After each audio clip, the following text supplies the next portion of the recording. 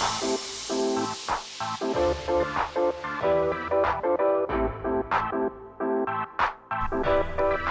everyone, welcome to the Upod UmattR podcast. Today I'm with John and Gabi, and we are going to talk about a sentimental topic that unfortunately happens in a lot of communities, and that is going to be divorce. So I've prepared a couple of questions to ask them so they can give us our perspectives on that, since their stories do revolve around that topic. So yeah, are we ready? Mm-hmm. Ready. All right, so I'll start with my story. And, it begins back a while back. I was like 3 or 4 years old, okay? Mm-hmm. And my parents had this super cool job where they would buy houses. They'd fix them up real nice because my dad was a carpenter. They really loved working on tile, drywall. They knew all the ins and outs, right? Okay, and then the recession hit back in 2008, and so the bank owned a lot of houses, and the value of all the houses just dropped, right? So then they were worth nothing, Mm-hmm. So my parents needed a new job. So my dad left, and it was weird because he was missing for like a few weeks, and I was like, "Hey, Mom, where's Dad?" She's like, "Oh, he's out finding a job, this and that." And a few weeks when you're a child feels like a long time. Okay, and mm-hmm. So a few more weeks passed, and it felt like years. All right, when you're a kid, like. But it's only been a few weeks, okay? And I asked my mom again, where's Dad? Where's Dad? And she finally tells me, like, he's moved on, he's gone, he's out of here. And, in hindsight, I do have to admit my parents were fighting a lot before that. And, there was definitely money issues. And that's probably what led to the divorce initially. And I feel that him leaving for work might have just been a cover, just an acceptable thing for us kids. That makes sense. Just an acceptable way to find out. Yeah. So, do you have any questions about that?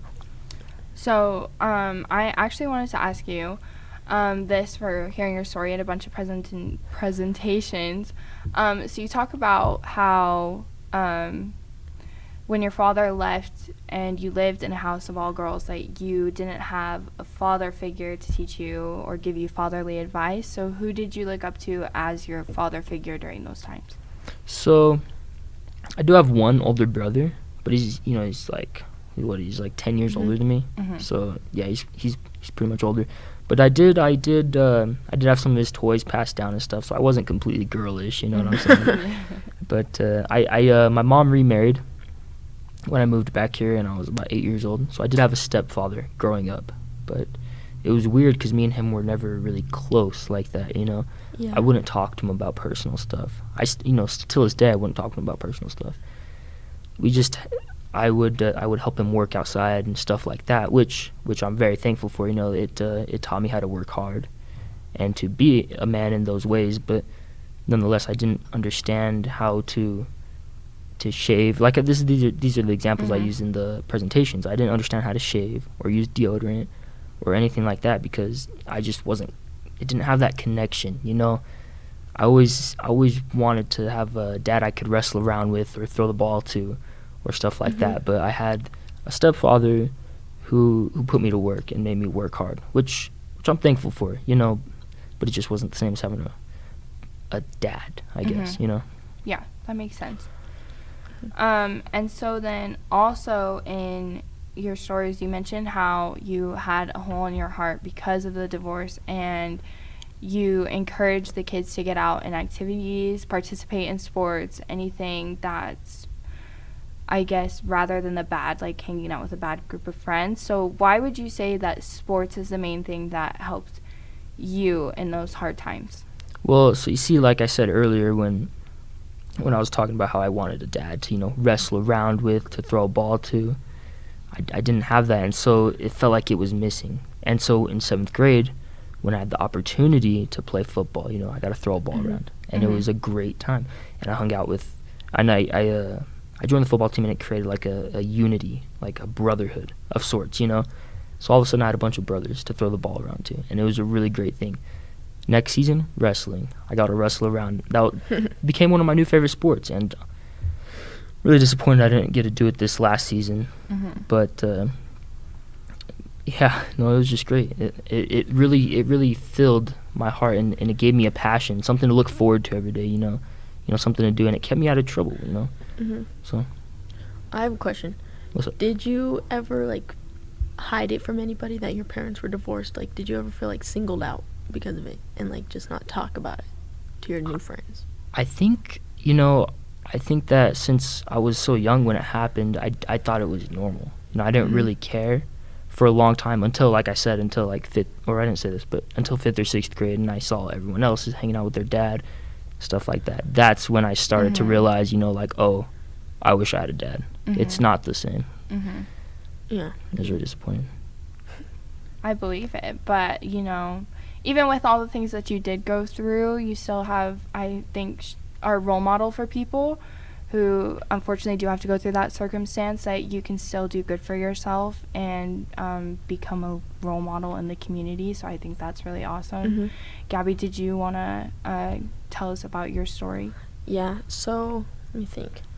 I feel like I've always known my parents were getting a divorce. Like, I just was like fearful of it. And then eventually I was like content with it, and then it happened. Like, there was a point where I was like, I feel like it's gonna happen, so I'm just like prepared myself.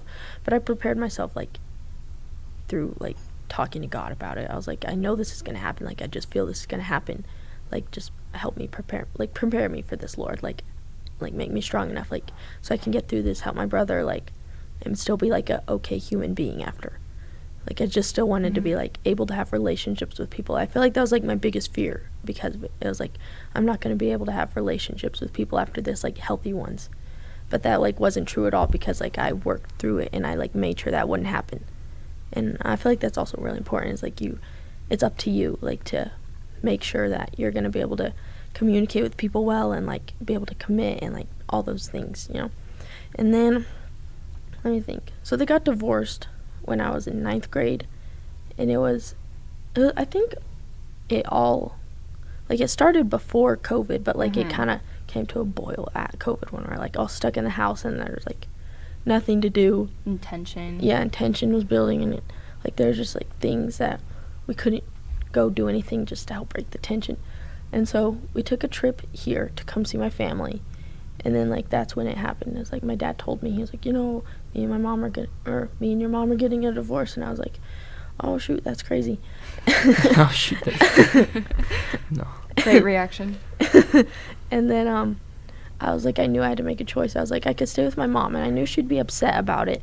And I was like, I knew I could be that, like, stable, like, figure for her, because I knew I could do it. I was, like, strong enough to do it.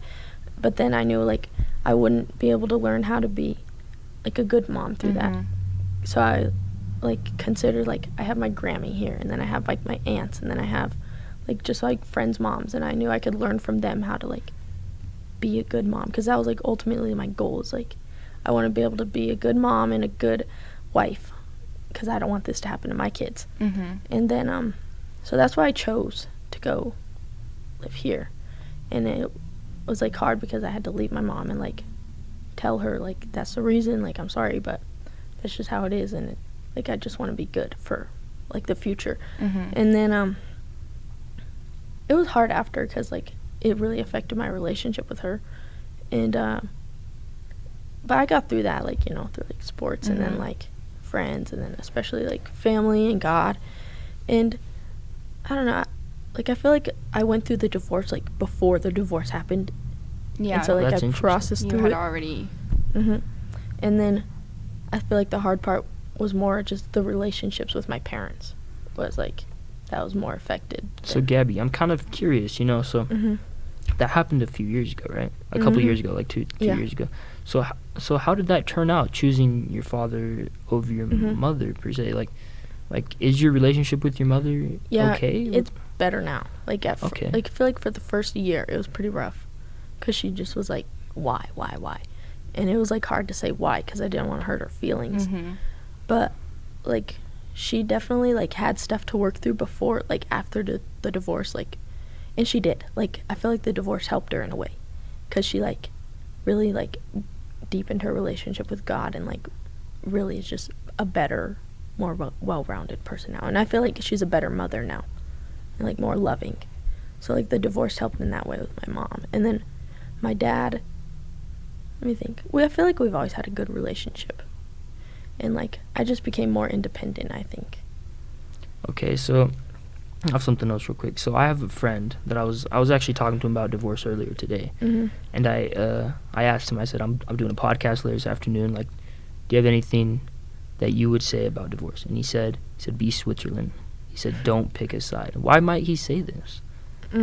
Because jealousy and, like, I don't know, humans are just humans. Like, my mom definitely had, like, a little bit of jealousy, but, like, I fixed it because I had to. And then my dad, he understood. He was more Switzerland than I think I was, but I wasn't, like, mean about it. That's interesting.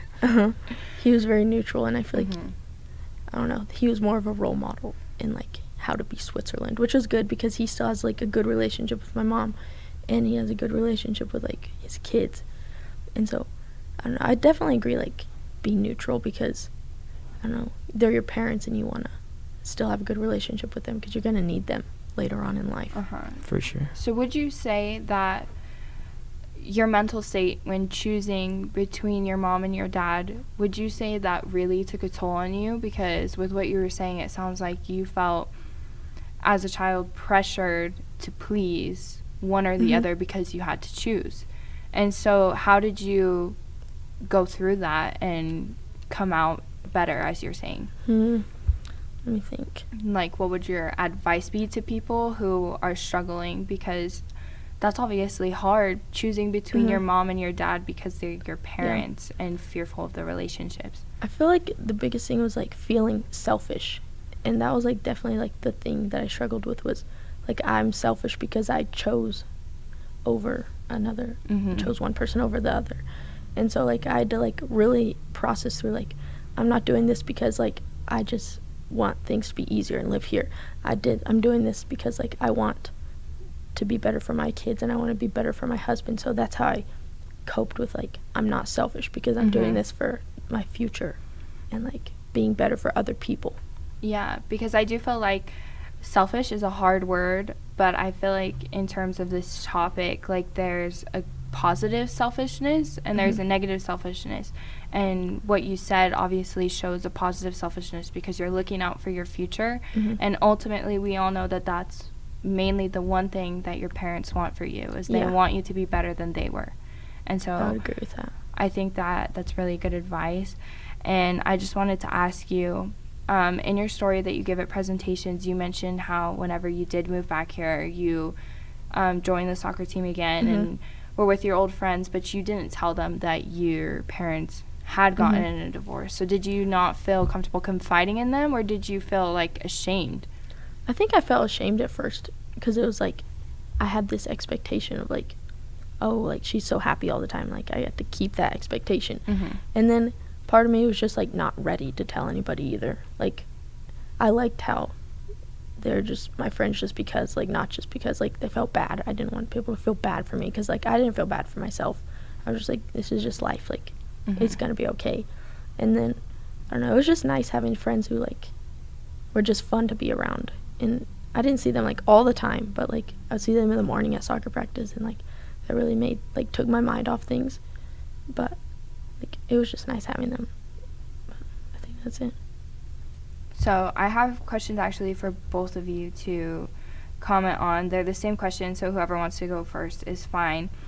But one of the things, as somebody who hasn't had to experience divorce, I just wanted to know, in terms of that one parent who you aren't close with relationship-wise, or who you don't live with as often or get to see, what do you think? Like, do you think that they think about you? And if so, what do you think they do think of you?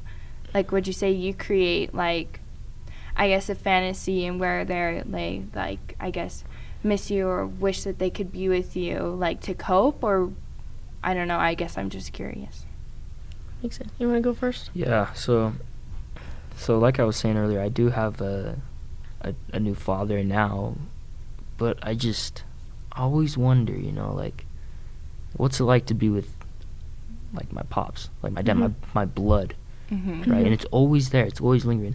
And I can say the same for my sisters, you know, because my sister Emily, right, she's like 5 or 6 years older than me, so she knew my dad a whole lot better than I did. Okay, and as soon as she turned 18, she went to California and she visited him. Okay, and she got to take pictures and she got to meet him and she got to have conversations with him and get to know who he was. And although I know he left me, he left my family, and that hurts, I just want to know why. I want to ask him questions. I want to see who he is and if I have any of those traits as well.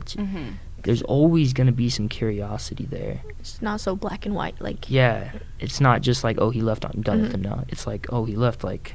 But there's a gray area. I want to know who he is. So would you want to reconnect with him in the future? Hard question. It's such a hard question because I got to think, I can't only think about myself. You know, think about my father who has raised me for the past, 10 years? And like, how would he feel about that? Would he that wouldn't be right to him, but you know, it's my right as well to know who my biological father is. Yeah, correct. It's just a really tough thing, and I honestly don't even know how to answer that. I don't know if I should or if I shouldn't. And you obviously have plenty of time to decide that. Yeah, I should. Yeah. That's a lot to think about. And what about you, Gabby? Do you ever think about, I know that you still have a relationship with your mom, but do you ever think, like, if she had resentment towards you or, like, anything like that whenever you did choose to come back? I think there was some, like, definitely, like, some hurt feelings to work through. And it took a while. Like, I don't think they're totally solved, but they're, like, getting solved right now. Like, it's better than it was, like, I'd say, like, a year ago. And so she definitely, like, does still think about me and, like, consider, like, me and my brother, and, like, she's definitely still involved in our lives, which I'm really, like, grateful for, and that she doesn't, and she's not, like, angry about it. And, like, I feel like she still is doing her best, and, like, I'm doing my best. Like, it's really important that, like, I still, like, communicate with her, like, even though she's not here, like, involved in everything, like, I can still make her feel involved by just telling her, like, what's going on in my life. And I think that really helps. It's just, even if it's, like, the silliest little thing that happened at school, like, I feel like it still matters that she, like, knows that and she appreciates that. And do you ever think what your life would be like if you did decide to stay with her? I think it would be way different. School would be different. I think I would have the same friends. I don't know how my relationship with my dad would be. I think it would be okay. It's just, like, he's more of, like, a man, you know, like, doesn't talk, like, as much as my mom does. He doesn't share his feelings. Yeah. And so I think we probably would not talk as much, but we'd still, like, have those meaningful conversations that we need to, like, when they need to happen. So I think it would be okay either way, but I'm, like, glad I made the choice I made. And so one last question that I wanted to ask both of you guys is, so every person's story is different. That's one of the things I share in my story, problems, so whether they're big or small, but perspective to me means a lot. And considering that you guys obviously have two very different stories, and I'm sure that every kid out there whose parents do go through a divorce, they're all very different. And so I guess going through what you guys have gone through and growing up with it, what advice would you give to anyone who's listening, and what would you say your overall perspective on divorce is? You want to go, John? Yes. So some advice that I would give, you know, would to be find your passion. Like I say, you know, like if something's really hard in your life, obviously don't push it away. Okay, you gotta face it, but at the same time, you gotta release the pressures of that somehow. You gotta do something you really enjoy, something you love, something you find, you know, that makes you feel progressive in life. Like for me, that has been my religion. Like number one, I don't say it much at school because I feel like it feels awkward for some reason, like separation of church and state and whatnot. But a big one for me is religion, and then sports. And recently, I've been snowboarding a lot. Like, snowboarding is just so fun. Oh my gosh. I feel like if they gave a medal to the person who did everything in the entire world, it would be given to you. Wow. No. But what was the second part of that question you were asking? What's your overall perspective on divorce? My overall perspective is that it's not like a yes or no question. It's pretty deep. You have to go in depth. Okay, so my perspective on divorce. All right, I think has a lot to do with the parents, obviously, right? Because they're getting divorced. Like, the kids shouldn't have to feel that so much. I feel like the parents, if they're mature enough, and that they should be able to keep a good relationship with their children and decide that whether getting a divorce or not would be healthy for the entire family dynamic, you know, and whether it's going to cause their children to go off on a spiral and do horrible, crazy things, or if they should be there for their children more than themselves. You know, that's my perspective, coming from a family unit, I guess. Yeah. And Gabby, what would you say? What advice would you give, and what's your overall perspective on divorce? I think my advice would be, like, definitely cling to things that make you happy, and, like, things you love, like in sports or God and family. Definitely, I feel like God is probably one of the most important things for me. I would definitely agree with that. I don't know, it just gives you like a state, like a peace of mind, and like a knowing that there's like a plan, and everything's gonna be just like how according to God wants for you, and like he's gonna get you through it. And then, I don't know, family really helps. Like, if you have the relationship with your family, like, definitely take advantage of that, because they're, like, they really care for you, and they're always going to be there. Like, that's your blood. Like, they're going to care for you no matter what. Like, even if you, like, spiral and do something crazy because of the divorce, like, they're going to still be there to hold your hand and pick you up and say, like, you know, that wasn't right, but, like, we still love you anyway. And then friends are definitely important. Like, they just make you happy. Like, they don't, like, they're not, like, forever happiness, but they just make you happy in the moment, and, like, that's definitely a good thing. And then I think my perspective on it is, like, sometimes it has to happen, and that's, like, not your fault. Like, obviously, some people do think that it's, like, their fault, and I don't agree with that. And then, let me think. I say don't be ashamed of it, because, like, it's really more common than you think. And, like, other people go through it too, and like sharing how you're feeling going through it is really beneficial, because you don't want to keep those feelings in and then end up in the same situation when you're older, because it really does, like, it's not great. It kind of sucks. So like, learn from it. I say learn from it. Yeah, that's real.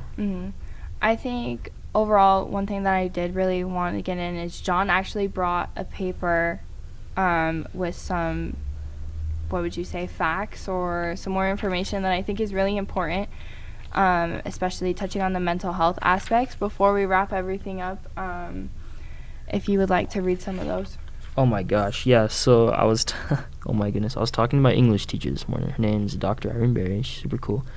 I did get permission to say her name. I asked her, I was like, hey, can I? Yeah, okay, but I asked her, I said, hey, Dr. Berry, what do you know on divorce? She's like, okay, I've been through a couple divorces in my life, and that's not what I want to share, actually. She told me a story of this kid she had a few years back. She said 7 years ago. All right, this is 7 years ago. We're thinking back. He was a 9th grader, and she's like, you could tell he was going through it. He was in a dark place in his life. All right, and he had dark drawings. He wouldn't turn in his work, stuff like this. It was just a bad situation, and she came to find out that his parents had gotten in a divorce. Okay, and she didn't understand like how serious this effect was on children at the time, but he ended up, killing himself. Like, he figured that was the only way out of that situation. Like, I have no idea what was going on at home between his parents. Yeah.